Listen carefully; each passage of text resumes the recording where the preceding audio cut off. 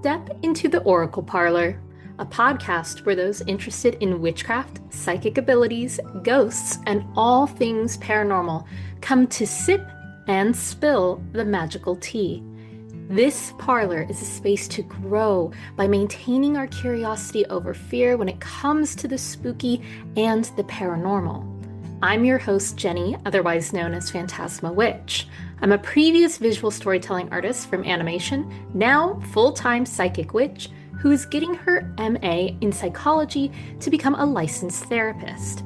Every other episode, I will share my paranormal experiences, different witchy experiences on a variety of topics, while other episodes, I will be talking with witchy guests of all backgrounds, from writers to artists to well-known social media witches, so we can learn about their practices and how they grew into their personal power. So get cozy and grab your tea. It's time to get mystical. Hello, my mystical, magical friends. Welcome back to another episode of the Oracle Parlor podcast. Today's episode is actually inspired by a conversation that I just had in a live with Rebecca the Ghost Guide earlier today. If you would like to check out that live, the recording is available on my Instagram, and I plan on also posting it over on Patreon as well. So definitely check that out. And if you didn't know, Rebecca the Ghost Guide is absolutely wonderful. She has been on the podcast before, and we have also done live together previously. But a lot of the topics that we talked about today were really inspiring, but there was one specific one that stood out, and I was like thinking about it, and I realized I have not made an at-length post about this, a podcast episode or a chit chat. And for anyone who doesn't know, on my Patreon, I do chit chat videos that are very similar to the podcast, except for they're much shorter. They're only about 10 to 20 minutes long. So, and that's free for anybody who's a member over on my Patreon. So let's dive into the topic of imagination and intuition, because I feel like there's a lot of confusion when it comes to discussing these specific topics and how they intersect and uh, a lot of the questions that I get about it. So we'll dive into that in a second. But like always, I like to start the episode by reminding you that everything that I'm sharing is based on my personal experiences and my lived experiences and my personal beliefs. I'm not here to convince you. I'm not here to make you believe anything or change your beliefs. If your beliefs change after listening to this, fantastic, awesome. You're changing, you're growing. If you don't resonate with the things I'm saying, fantastic. You don't have to take it, you don't have to absorb it. You can leave what does not work for you and take what does. So, with all that being said, let's dive into this topic of imagination versus intuition and how they may be more similar than you think. So, one of the questions that Rebecca and I had gotten on this live was someone had asked, how do you know the difference between your imagination and your intuition?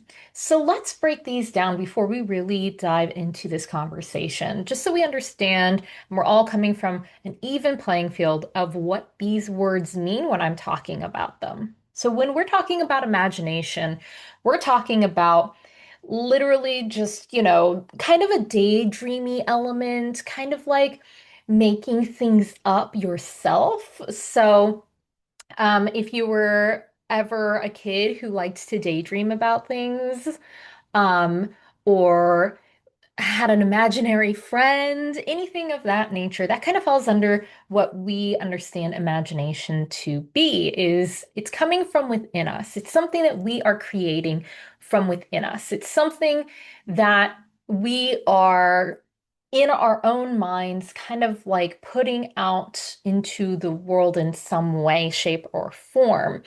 Um, so that's imagination kind of summed up, very generalized, versus intuition. Intuition feels like it is very much coming from within us, and it's messages or guidance or imagery or sensations or feelings that are more on a psychic level. And I believe I've done an episode on, maybe I haven't, but intuition and psychic. I may have talked about this before, but for me, the difference between intuition and psychic is specifically honing your intuitive abilities, um, your psychic skills, your psychic abilities. Intuition, for me, I see it more like it's the gut, your first initial gut response. I call it an intuitive ping, but it's when you get that first hit of something popping in that is not of your own. That's kind of like, oh, there's something here. There's something, I'm sensing something, I'm feeling something. And psychic is where you're kind of like able to take that to the next level and really dive for like way deeper into it and get more information than just the initial intuitive gut reaction. That's kind of how I like to differentiate those two things. So, anyways, we have imagination and we have intuition. And one of the most common questions I get asked is this one that was asked for the live. Well, how do you tell the difference? So, first of all, I want to point out the question itself, and no shame to anybody who ever asks this question. I should say that before we get into it. There's no shame in asking this question. That is an absolutely valid question to ask because it can feel really confusing when you're starting out. But the question itself draws a line between the two, right? Which makes sense because it's like, okay, well, these are two very, very, very different things, and therefore they are polar opposites. And this is very, as I've said in the podcast before, this is very dichotomous. What that means is all or nothing, yes or no, black or white, two completely separate entities. But in reality, in my reality, from my perception and what I have experienced, they actually aren't so separate. They're very blended. There is a gray area in between the two, and there is room for some flexibility and kind of like a question mark. So the thing is, when it comes to our intuition, when it comes to our psychic skills, we are using our imagination, the other, our spirit team, and the spirits that we communicate with, they're using, we are using our imagination as the foundation for our intuitive psychic skills and abilities. So let me explain what I mean by that. We have an internalized library of experiences and ideas and imagery and symbolism and archetypes, and the list goes on and on and on. And so sometimes our psychic abilities will use those feelings, those thoughts, those images, those sensations, and give us psychic information through that. These are the clairsenses that we've talked about. So claircognizant, clairaudient, clairsentient, clairempathy, the list goes on. This is how we sense things. And because of that, this is why I feel like people get confused on whether it's imagination or not, because they feel so similar. And then it becomes a question of, am I making it up? Well, we need to first recognize that if the imagination is the basis and the foundation in which our intuitive psychic abilities pulls from, that our spirit team, that spirits around us pull from that library in order to present information, then the first thing we need to do is say, it's not negative, bad, or wrong to think of imagination as something like negative, bad, or wrong. There's nothing wrong with imagination because that's kind of the implication in the question. is that imagination is bad and imagination is getting in the way. And it's not true. I don't believe that is true. I don't believe that imagination is getting in the way. I believe that imagination is what helps us to tap in further, to understand our personal intuitive psychic abilities. This idea that our imagination actually kind of fuels and helps and assists. So I believe that we as a community should start to reframe imagination as not being so negative, because that's not really the issue. The issue comes to discernment. I was going to ask, can anybody guess? Because I talk about it all the time in everything I do. Discernment is actually the issue here. So rather than focusing on imagination being a problem, we need to see it as, oh, the problem isn't whether or not it's imagination. The problem is, do I know myself well enough to be able to tell if I am receiving something or creating something myself? Because that's the key difference between the two. It's not that your imagination is getting in the way. It's that, if anything, more often than not, it's more anxiety that tends to be the problem, especially.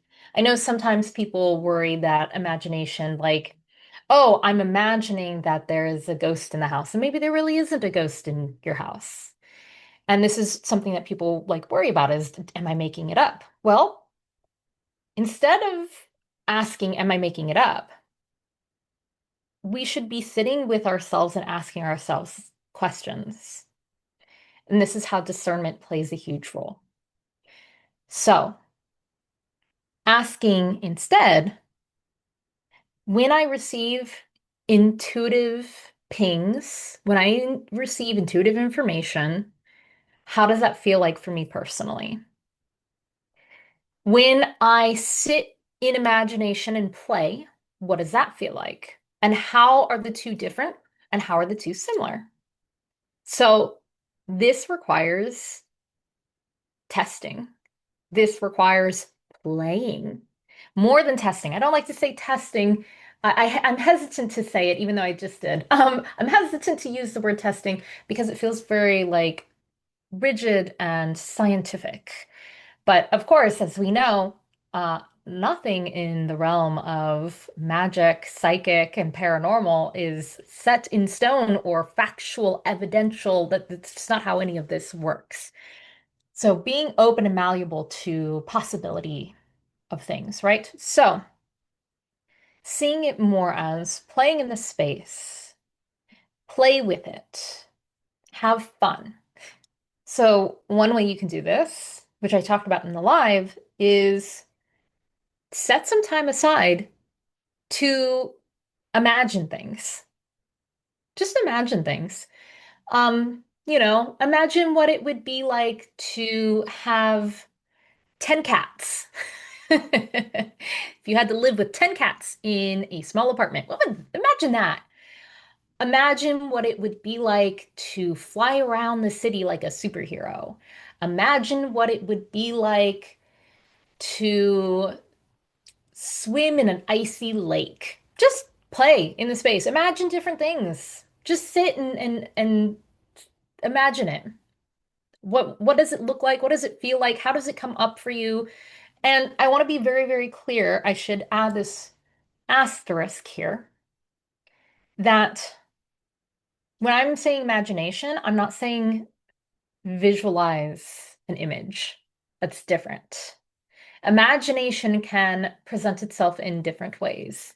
You can imagine how cold water feels on your skin, right? You can imagine what cool breeze feels like. You can imagine what sadness feels like because you've experienced all these things. Your imagination can come in and be like, oh, yeah, this is what it's like. Intuition is very similar, but there is a slight difference. So, back to we'll get into that a little later, but back to this main idea of what you can do. So sit and play in the space. Imagine all these different things. Now, after you've done that, after you've sat with it, reflect back on it. Okay, how did this feel? How did this present? What ways did it show up? All that. Next, you're going to take it to a psychic level. And what you're going to do is you're going to sit and you can do I think one of the things that would be good is you could either ask your spirit team to come forward during a meditation and see what it feels like to interact with your spirit team. You could do astral projection and go to astral project to a location and experience that location. And then this one you could actually get validation for. Go to that location. So you want to pick a location that you've like never been to. And before you go there, without looking up any images or anything like that, before you visit that location, astral project to that location and see what you pick up psychically. See what you can psychic from that location. And then you go to the location and see what was correct and see what was not correct. Or, as Rebecca suggested, go to a haunted location that you've never been to without looking up any research information on the history and just see what you're able to psychically pick up from that location and then check the history and see what can be validated. Those ones are really great because you can actually get validation. So, um, going and chatting with your spirit team may confuse you if you're still stuck on imagination versus intuition. So, doing this kind of like astral project to a location and then go to the location and see what you got right, or go to a historic location, try to pick up on the history and then see what historical facts are correct. Those are really great to do. And then once you've kind of done that psychic play, compare and contrast the similarities and the differences between your imagination and your psychic abilities. So, this is why you want to do the imagination portion first, which is the easiest part. Just sit and imagine, just sit and play in the space. Imagine whatever you want. Take notes on what it feels like, what it looks like, what the experience of imagining is. Then go do one of these psychic exercises, try to get some validation, try to see what's right, what's wrong, what resonated, and then take notes on the experience itself. What did it look like for you? How did it feel for you? What was the experience like? All those things. And then compare and contrast.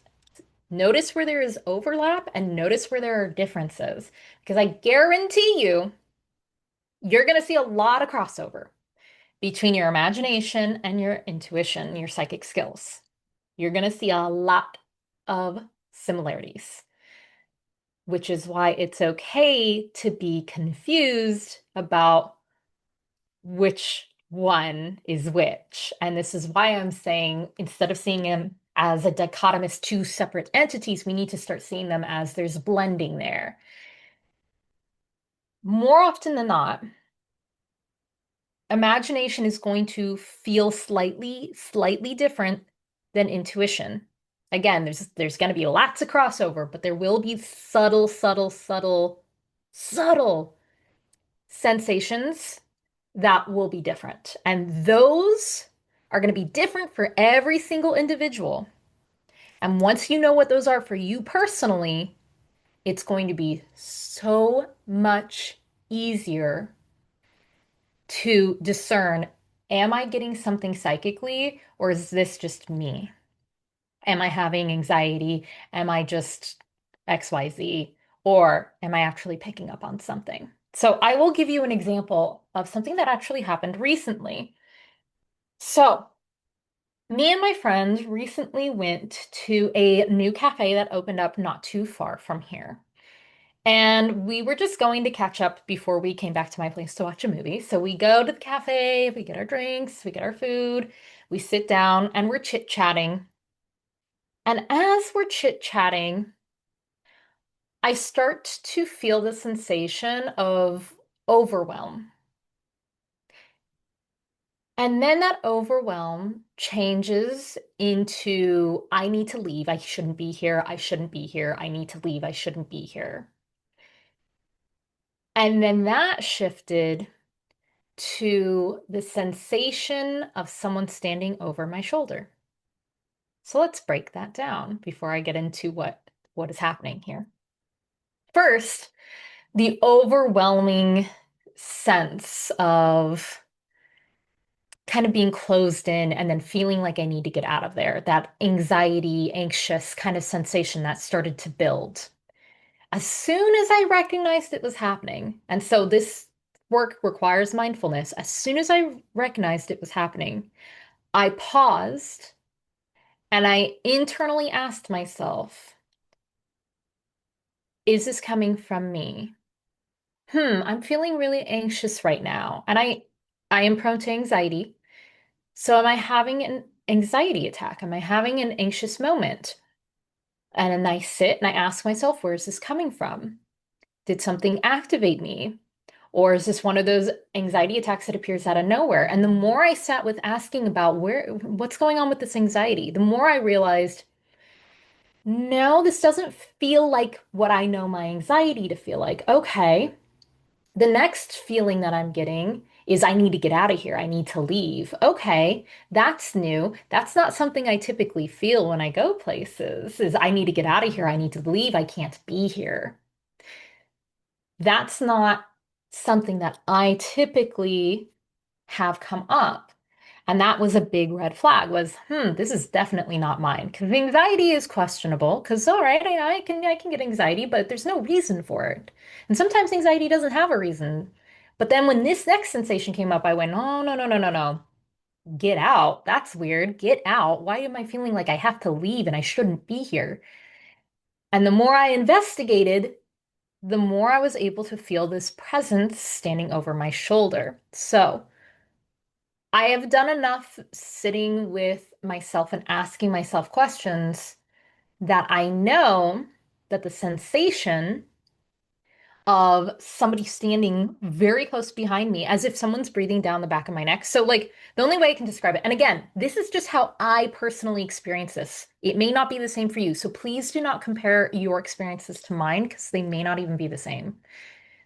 For me, when I sense a presence, this is what it feels like. It feels like if you're standing in line at like a coffee shop and someone is way too close behind you in line to the point that you can kind of like feel them standing like way too close to you. If you know that sensation I'm talking about, where someone's practically breathing down your neck, or like if you've ever been sitting in uh, a class or in an office situation and someone like leans over your chair to talk to you from behind you and they're like right here and they're speaking into your ear. That is the sensation that I feel when there is a spirit present, when there is some sort of entity present.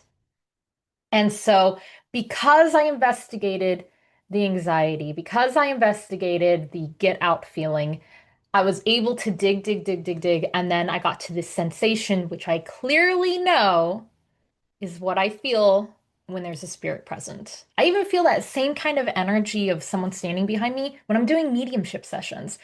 It feels slightly different, but it always kind of feels like somebody's standing next to me, behind me, someone enters the room, but there's like nobody physically there. That's how I experience it. And a lot of people do say that they have a similar experience to that too. So maybe you do. But once I felt that sensation, I knew everything that came beforehand was not me. I didn't imagine it. It takes time to get to that point. It takes time to get to that level. I'm not saying that this is something that's extremely easy, but I am saying it is something anybody can do. It just takes time. And it starts with understanding yourself and with the understanding that your imagination is only here to help you and provide information, but asking yourself those questions of, is this anxiety mine or is this something else? That's what I mean by discernment is the key. That's the issue, is the discernment, not the imagination. It's being able to discern what is yours and what is not. What you typically feel like your baseline level versus other, different, not normal. Your baseline is your normal day-to-day sensations and feelings and emotions, right? But when you experience something beyond the baseline, then you know, oh, something's happening here. So discernment and mindfulness in order to understand where it's coming from. But that takes time, that takes play, experimentation, mindfulness, all these things.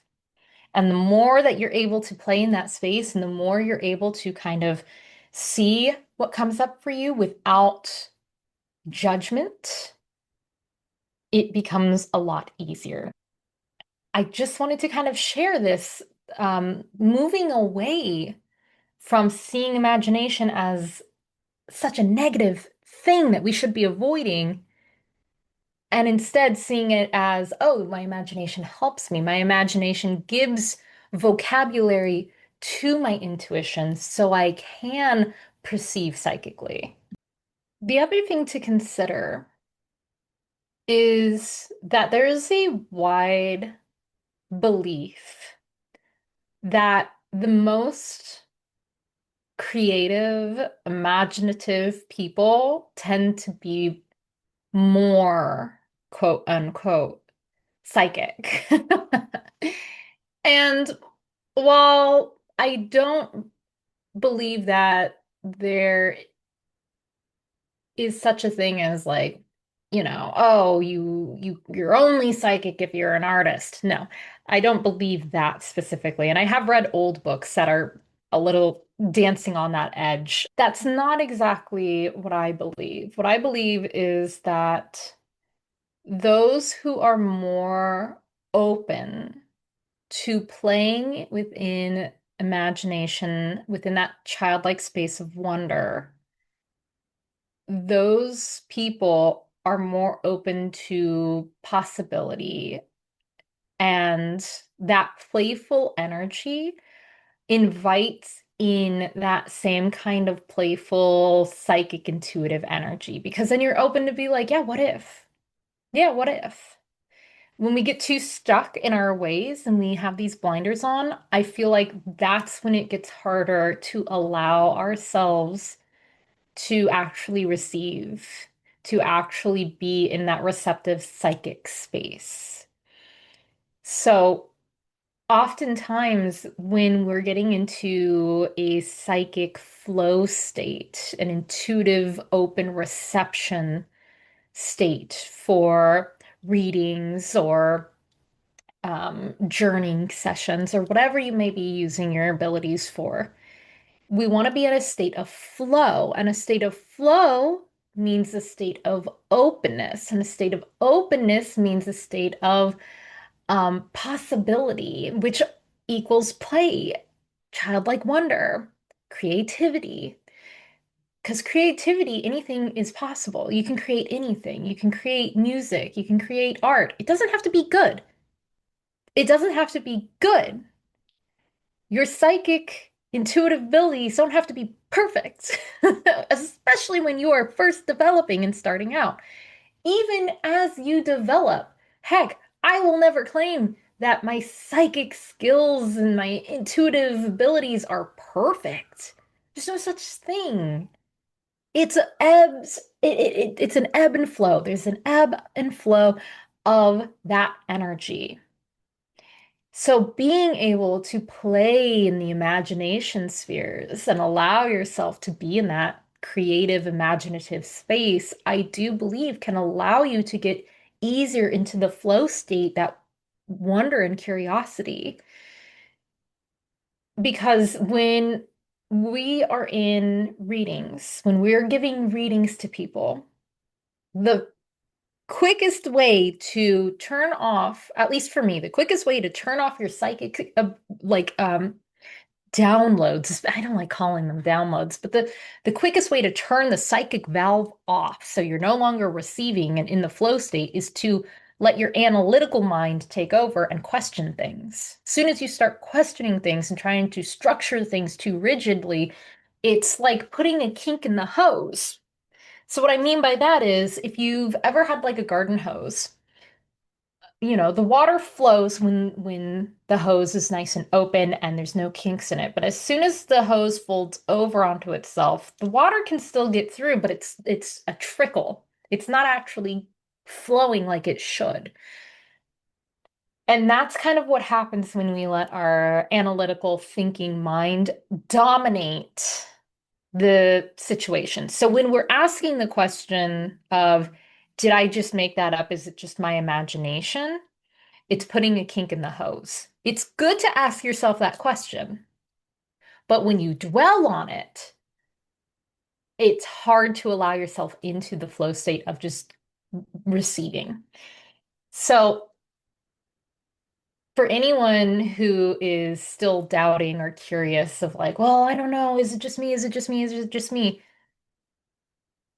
For anyone who doesn't know, I offer consultations on my website, and consultations are different than tarot readings or pet communication because consultations are when I answer any questions that are coming up for my client using any kind of psychic method that calls to me in the moment, and then we discuss it and we build on it and we go back and forth and ask and answer lots of different questions, and we dive really deep. And most of my consultations, I would say almost all of my consultations where someone has come to me asking me, I don't I don't know if this was just me and if I'm just making it up, but I had this psychic experience. I've had these dreams. I've had these experiences with spirits and ghosts. I've had these psychic moments of sensations and clairs. But it's just, I think I'm just making it up almost every single time.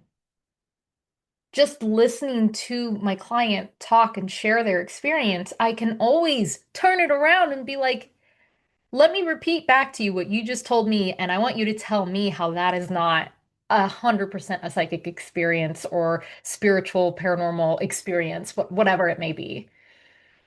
Because so many people doubt themselves because they immediately go to imagination, bad. No, off, wrong, just me. But you need to be able to trust yourself. That's such a big key piece to being a psychic, is being able to trust yourself. And when you cannot trust yourself by saying it's just my imagination, I'm making it up, imagination is bad, I'm going to put it down here in the bad box in the corner, then what you're doing is you're not trusting yourself. And therefore, again, you're turning off the water in the hose. You're putting the kink in the hose. And you're no longer in a flow state. And while it can be really good to get external validation from others like myself or I mentioned Rebecca the Ghost Guide earlier, while it can be really great to get that outside validation from a mentor or a teacher or someone who has a lot of experience who can guide you, we want to avoid becoming over reliant on that because we want to be able to trust ourselves. And the first step that you can do that is to tell yourself, it's okay if a little bit of my imagination bleeds into my psychic intuitive workings because my imagination is what is needed and is what is used by the amazing magical realms around me in order for me to psychically receive things. It's not a perfect all or nothing. It's not a perfect mathematical equation. There's going to be a little bit of give and take from your imagination as well as your psychic skill set. It's a blend.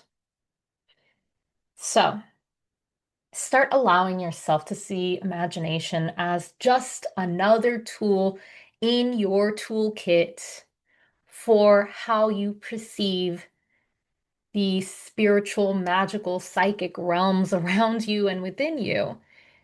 But be able to be mindful and discerning and ask yourself questions, get to know yourself better so you can understand when something is 100% just here I am over here in my daydream versus, oh, there's a little bit of this going on as well as a little bit of that. But there's more of the psychic. We want to be able to tell the ratio. Sometimes we'll be heavier in one side than the other. And you're only going to be able to tell that ratio and that difference if you know yourself and you're able to be mindful and ask those questions.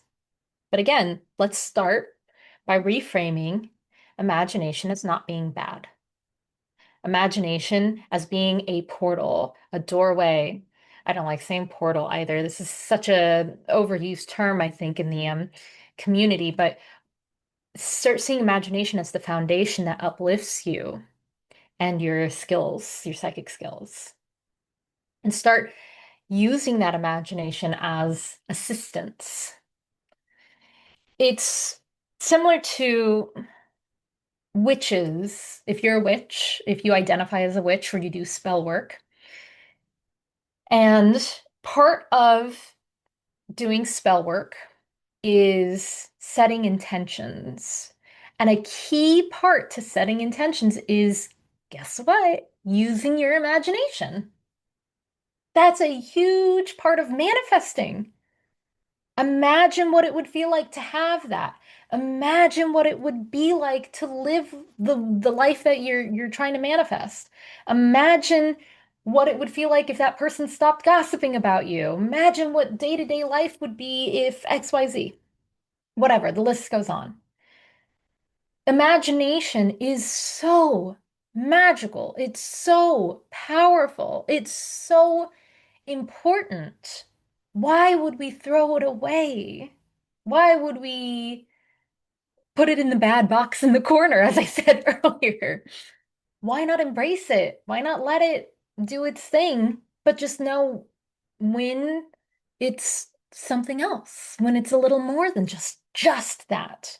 Yes, we can just imagine, but it can always turn into something else if we're actively allowing ourselves to be in the flow state, to receive and perceive things, right?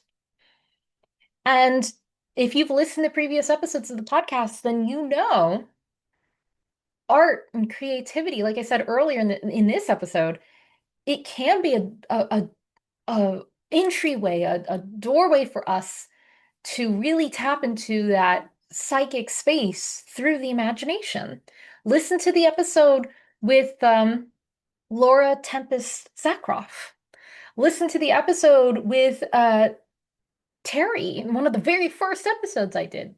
Any of the episodes that I interview artists, we're going to have those conversations where we're talking about how art influences the psychic and the psychic influences the art. There's this beautiful back and forth. And the same is true with imagination and psychic abilities and skills. So sit with that, play in that space, try out those different exercises that I talked about earlier. See if that brings something up and changes something for you. And just notice, just allow yourself to notice, play, ask questions, be curious, and see what happens. See how things shift, see how things work. Because the more you're able to be mindful, be discerning, the more you can trust yourself, the more that you can allow that flow and that imagination in to allow that psychic intuitive ping to happen for you. Thank you all for being here for another episode of the podcast. I look forward to seeing you all in the next episode. Thank you so much for joining me in the parlor for this episode. If you want more psychic magical tips, make sure to follow me on Instagram and TikTok at Fantasma Witch. FANTASMAWITCH. Also, be sure to check out my Patreon, where I have a Discord community. I do Q&As, live classes, workshops, and more. To book a reading or consultation directly with me, you can go to my website, www.phantasmawitch.com. All of these links can be found in the episode description. And please, if you enjoyed this show, make sure you go leave a rating, leave a review, share it with others. It really helps the show to reach new listeners if you take a moment to do that, and it is sincerely appreciated. Shout out to the artist Cat Lines, who helped me to redesign the podcast logo to the beautiful magical teacup you see today. See you, mystical friends, in the parlor next time.